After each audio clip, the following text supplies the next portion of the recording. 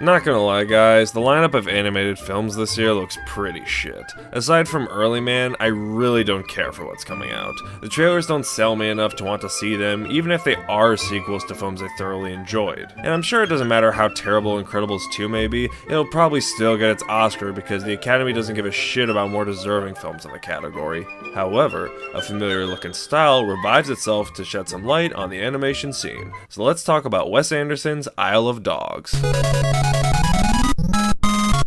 Isle of Dogs is the newest animated film from Wes Anderson and takes place in a dystopian future where Japan has wiped out all dogs and banished to a land of waste after a canine disease outbreak. The story follows a boy who escapes to the island and with a little help from a few dogs, they set out to help the boy and find his dog and bring him home. This is the second stop-motion animated film by Wes Anderson, and I was nervous going into it because his streak of good movies has been so consistent for so long that I was afraid it was going to dip eventually. But I can thankfully say that today is not that day because this movie was excellent. Animation was top-notch, consistently funny when there was room for jokes, excellent voice acting from the ensemble cast, everything had that perfect Wes Anderson style, and it was overall a great movie. Though it's definitely not for kids as its presentation seems, because it takes a few serious turns every now and then, but even for an animated film, the look of it is unlike most films you would see nowadays, as it truly has that classic cinema feel with the way the shots are set up,